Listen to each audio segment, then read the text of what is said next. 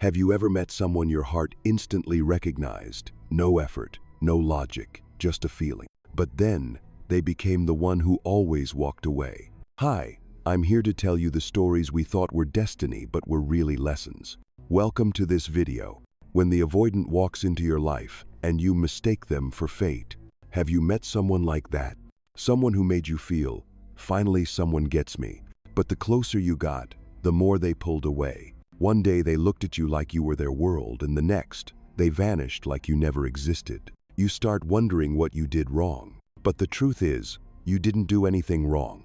You're just loving someone with an avoidant attachment style, and no one ever taught you how to survive that kind of love. In this video, we'll peel back the layers of avoidant psychology. Why do they pull you in, then disappear? Why does loving them feel like chasing a ghost?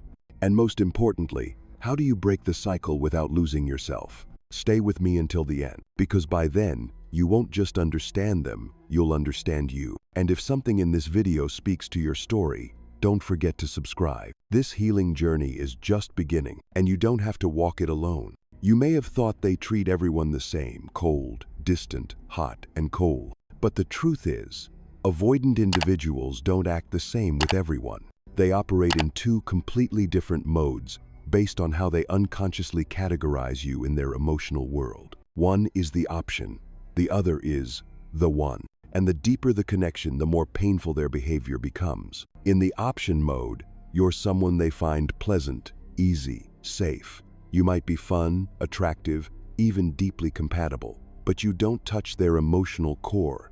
You don't threaten the emotional survival system they built since childhood. You don't make them feel like they have to change, so they can keep you around, but they never truly let you in. They'll text when it's convenient, respond politely, sometimes even more politely than your ex ever did. But you'll always feel like you're talking to yourself. They're there, but not really there.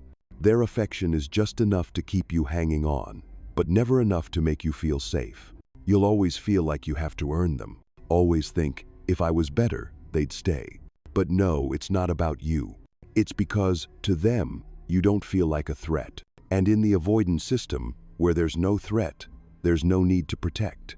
But if you're the one, congratulations, and I'm sorry. Because now, you're inside the walls. You're the one that scares them, not because you did anything wrong, but because you touched their deepest emotional wound, the fear of being engulfed, losing self, being rejected while vulnerable. They love you truly, but that love makes them want to run.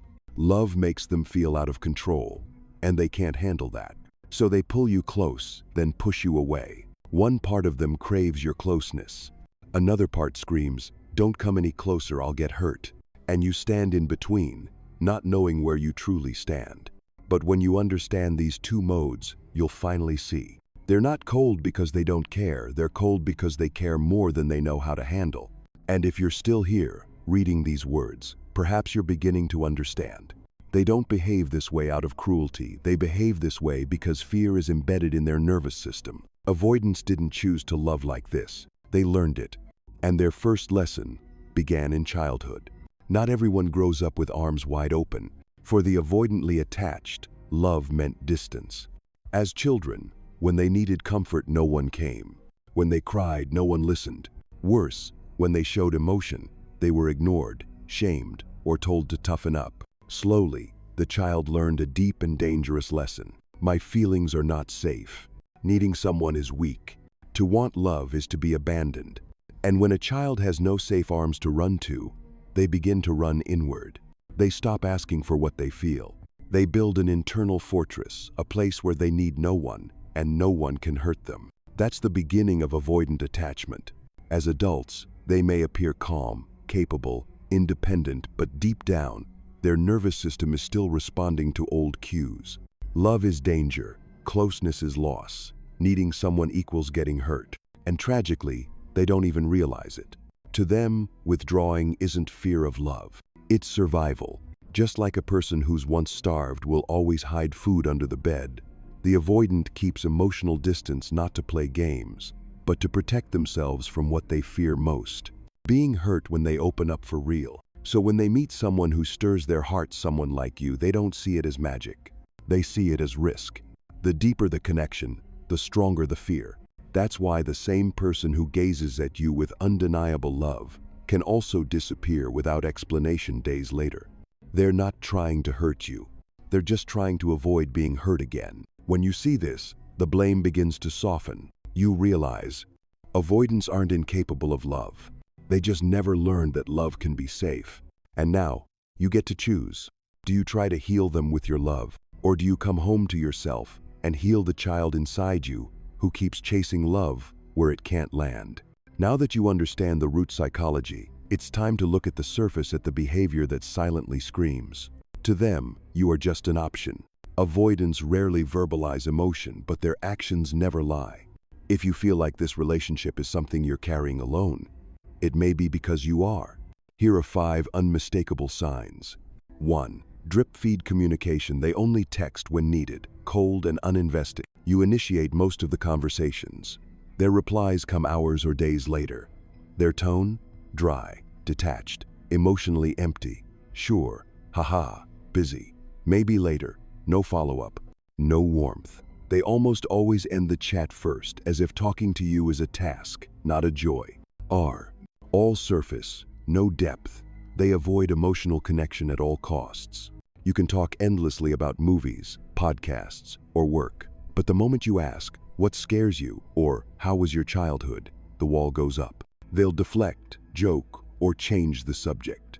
You feel it, they're there, but not with their heart. 3. Undefined relationship. They keep you in the gray zone. You don't know who you are to them. A lover, a friend, something casual. Every time you try to clarify, they say, let's not label things. I'm just going with the flow. I'm not ready for anything serious. You can't blame them, they've warned you. But that gray zone is draining your soul. 4. No effort, no pursuit. You're the one keeping the relationship alive. Who texts first? Who suggests plans? Who asks, listens, cares?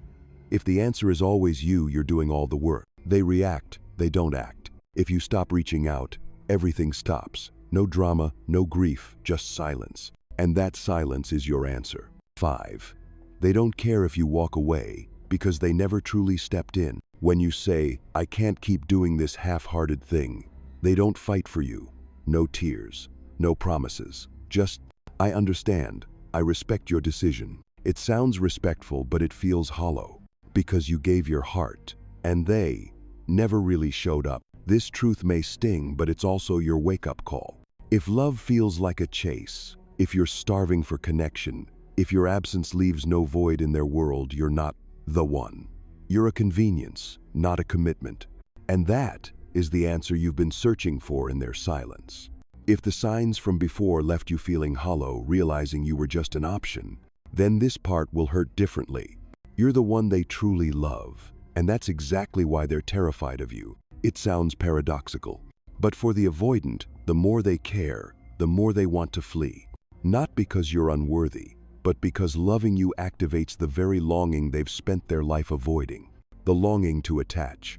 If you've ever seen someone look at you with the softest eyes, then disappear days later without a trace, you're not imagining things. You're loving someone who's real and wounded. Here are 5 undeniable signs that you're not a passing interest. You are the one. 1. Intense push, pull, deep closeness, then sudden vanishing. Unlike the emotional distance of the option, the avoidant in love will draw you in so close that for a moment you feel like you're breathing together. And then they disappear. You panic. What just happened? What happened is this. That intimacy triggered their oldest alarm system. To survive, they need to pull away even if their heart is screaming not to. 2. Moments of vulnerability followed by a door slammed shut. They don't open up easily. But with you, the one, they do. Maybe late at night, when they're tired or breaking down, they'll tell you about their childhood, their fear of failure. Maybe they even cried. You glimpse the person behind the armor. Then, suddenly, cold again. Avoidance. Distance. They regret being that open. Their old wound whispers, if they see my weakness, they'll leave. 3. Their love language equals acts of service.